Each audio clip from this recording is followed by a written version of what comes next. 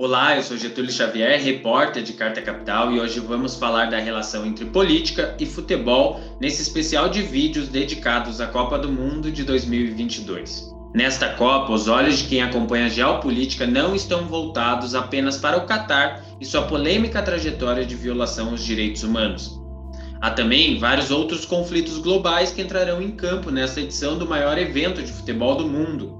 A seleção do Irã, integrante do Grupo B no Mundial, é, nesta edição, o maior exemplo de como política e futebol estão intrinsecamente misturados. O país do Oriente Médio é, neste Mundial, a nação mais isolada politicamente, em especial por suas relações conflituosas com os Estados Unidos, que se arrastam de forma bélica desde 1979, ano da chamada Revolução Iraniana. Antes desse período, Estados Unidos e Irã mantinham relações para lá de amistosas, afinal o país americano foi quem financiou, via CIA, o golpe de Estado que em 1953 levou Mohammad Reza Pahlavi a impor sua dinastia no país asiático. Quando derrubados, em 79, pelo grupo que mais tarde faria o país ser hoje dominado pelo atual radicalismo islâmico, o corte de relações diplomáticas foi praticamente imediato. Naquele ano, a dinastia do Shah Pahlavi deu lugar ao reinado do Ayatollah Khomeini. O Irã está sob a batuta de Ali Khamenei, sucessor do primeiro líder revolucionário. O atual comandante iraniano é responsável pela radicalização do país e se orgulha publicamente de manter o Irã sob duras regras de conduta. Khamenei é classificado pelas potências ocidentais como uma espécie de ditador, com pouco respeito aos preceitos democráticos e aos direitos humanos. Sua gestão é fortemente marcada pela linha dura ideológica e repressão aos seus opositores. O conflito entre os dois países tornou-se ainda mais evidente na década de 1990, quando os Estados Unidos passaram a acusar o Irã de desenvolver armas nucleares e, por isso, justificaram ali um embargo comercial que perdura até hoje.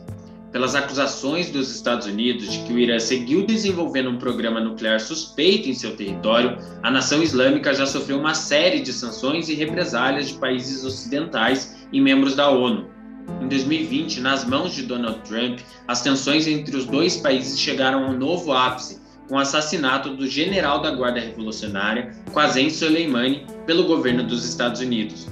Recentemente, além dos conflitos internacionais, o país vive uma onda de protestos há cerca de 2 meses causados pelo assassinato de uma jovem curda chamada Mahsa Amini, que apareceu morta após ser presa pela polícia dos costumes do país por uso inadequado do véu islâmico. Desde então, o atual governo tenta reprimir esses protestos usando força bruta, que, segundo as ONGs locais, já causaram a morte de mais de 300 pessoas. Um manifestante chegou a ser condenado à pena de morte por se opor ao regime do país. Mulheres de todo o mundo e ativistas dos direitos humanos estão usando a Copa do Mundo para protestar contra o Irã. Os jogadores do Irã, na primeira partida contra a Inglaterra, não cantaram o hino do país como uma forma de protesto. Tudo isso faz com que os olhos da geopolítica estejam voltados diretamente ao Grupo B desta Copa do Mundo no Catar. Lá temos Irã e Estados Unidos como integrantes. Os dois já viveram essa situação em 1998, quando se enfrentaram no Mundial da França.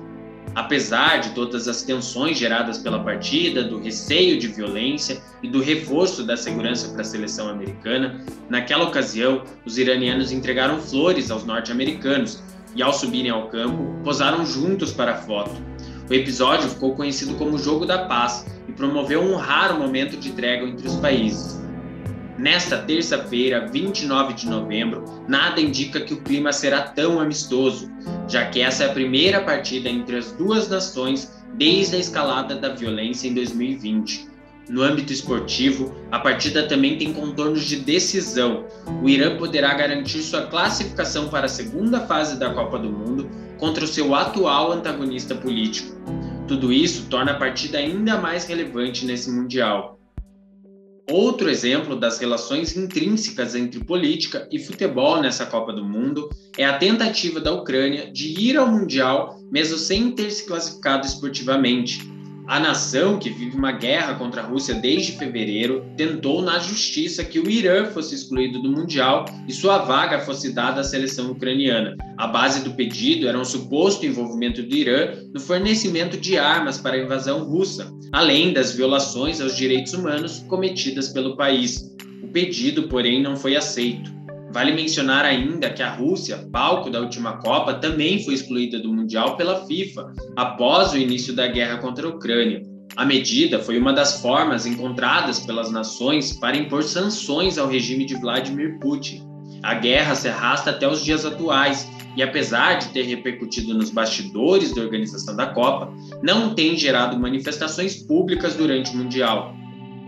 Como mostramos aqui em Carta Capital, os conflitos internacionais somente se tornaram pauta de um torneio de futebol porque política e esportes estão intrinsecamente relacionados. O futebol pode ser colocado como um soft power das nações, como uma forma diferente de habilidade política que favorece e solidifica os vínculos de aproximação entre os povos. A Copa é tida do ponto de vista da política internacional como um momento de divulgação dos países frente à comunidade internacional e, claro, uma oportunidade de negócios. No sistema internacional, os governos aplicaram e continuam aplicando corretamente o esporte como ferramenta de política externa, muitas vezes caracterizada como um recurso de diplomacia. Esse recurso foi usado, inclusive, durante as ditaduras fascistas na Europa e no período conhecido como Guerra Fria, entre Estados Unidos e a União Soviética.